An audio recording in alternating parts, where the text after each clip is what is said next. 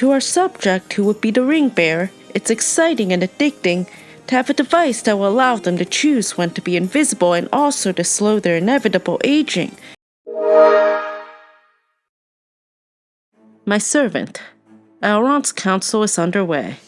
Our subjects, which include elves, dwarves, men, and hobbits, are there with Elrond to decide what to do with your ring. We have finally made them aware of our powers. Elrond and Bilbo will be telling most of it, as Elrond was the head and Bilbo found the ring. Along with them were Boromir, who wanted to find the meaning of his brother's dream, Gimli and his father Gloin, Legolas and Galdor. Boromir wanted to use your ring to defend Gondor, but Gandalf and Elrond were against it, saying the ring would corrupt and destroy whomever that tried to use it. Thankfully, your ring can only be unmade where it was created, so it'll be a long ways away before we even get destroyed. Rejoice! However, our main gripe is that anyone will even dare destroy the ring. We've got to get going. Don't let up. The ring is not to be hidden or disposed, as it would be dangerous afterwards. Thus, the only way for it to be destroyed is to cast it in the fires of Mount Doom where it was made. Your ring was designed that way. It was designed to control all the others. However, the elves had the 3 rings, which meant when you finally made the one, they heard you and took it off. They realized they had been deceived. Thankfully, you were able to claim the 3. Unfortunately, you were defeated in a war of the Last Alliance and weren't exactly aware enough for Bilbo, who would offer to finish what he started only for his plan to be rejected. Meanwhile, at this point, Frodo already left the ring in Rivendell. The elves are a little less likely to battle than the men and hobbits and maybe dwarves. Bear with me. This will be a long day, thanks to our enemy. First, Frodo will be presented as the one who brought your ring to Rivendell. However, what few know that's also very concerning to us is that a year ago, a messenger came to Dane from Mordor, saying that you, Lord Sauron the Great, wish for a certain friendship and urgently asked concerning hobbits. This was so you could control Moria at first, but for Sauron knows, one of these was known to you at the time. So Gloin was told by Dane that Bilbo is sought by you. By then, he also desired it. They want to know why, but that's an easy answer, because you made it so. See, the reason why they're having this council is because Elrond knew the most about the forging of your ring, and the 3 rings, aside from us, of course, as well as Numenor and Isildur, Spain. See, Elrond believes that during that time, many eyes were turned to him as the elven smiths at Moria had a desire for knowledge, his, as a matter of fact. Thus, he believed your ring to be their master. Also, between that time and Numenor, the last alliance was made by the faithful, those who followed the will of our enemy. See, you were much stronger back then. During the time of Isildur, Spain, you just came out of destroying Numenor as we messed with the mind of our affairs on the final king of Numenor. This was our ultimate plan all along. See, the Valar thought their band was for the good of the Numenorians. Remember the difference between the faithful and the king's men, far apart from one another, divided in the discord we've created. Even better yet, the faithful are in the minority. Unlike the faithful, the king's men were able to build the pride and wealth of the Isle. Much like what Elrond did for Rivendell, the faithful built a haven, Pelargir, in 2350 of the Second Age, all the way in southern Gondor, while the king's men had havens farther south. They sure know how to escape us.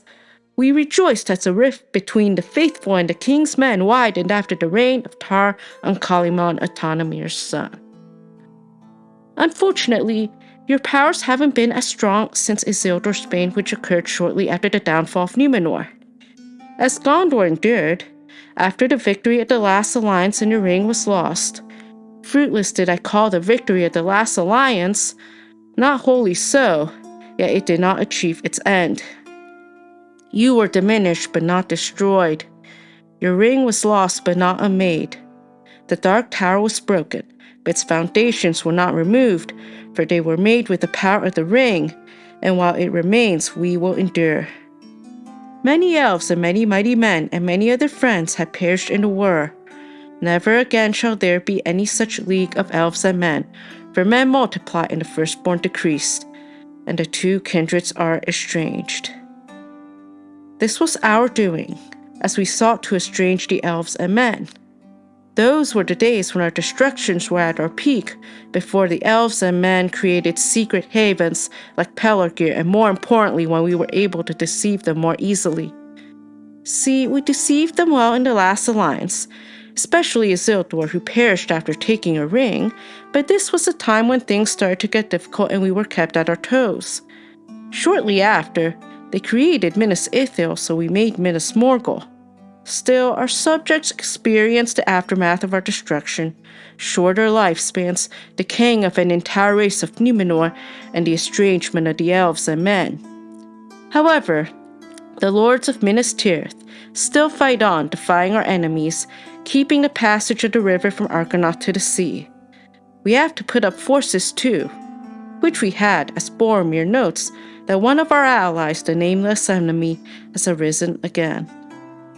Meanwhile, he also says, the might of Elrond is in wisdom 9 weapons, which is why battles used to be more productive.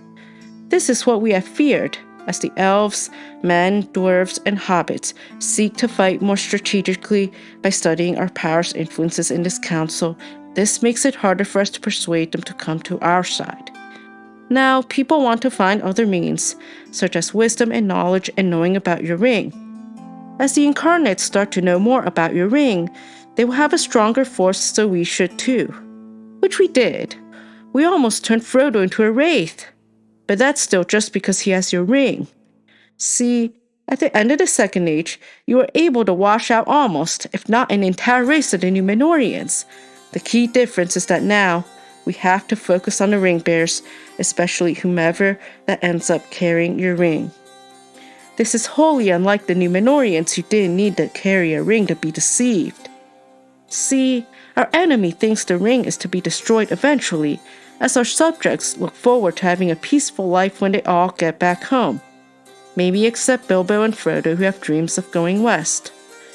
This is because our enemy wants to use our subjects to aid in reducing our powers. Do they know we, too, have a body and a spirit? Using that logic, as the ring gets destroyed, so would your power, but your spirit will remain immortal. This is why it's so hard for the ring bearer to let it go. It's because you, Sauron, needed to be at your peak. While our subjects think it's because of their powers like invisibility and youthful looks, that's true, but these things come from you and your powers. We just have to keep that momentum for as long as we can. To our subject, who would be the ring bearer, it's exciting and addicting to have a device that will allow them to choose when to be invisible and also to slow their inevitable aging. It's like a book that can't be put down. But little do they know, our forces are working, bit by bit, within that book getting stronger as the reader reaches its house of origin. We don't want anyone near Mordor. Thankfully, Mordor allied itself with the Easterlings and the Haradrim. As Aragorn is introduced, Frodo sees him, believing as he is the heir of Isildur, Aragorn is the ring's rightful owner. Unfortunately, Aragorn saw through that, though this is when the ring is to be revealed. Our chance for our powers to finally be seen. There, Frodo's mind goes back and forth, wavering in the disorder and the chaos we have constructed.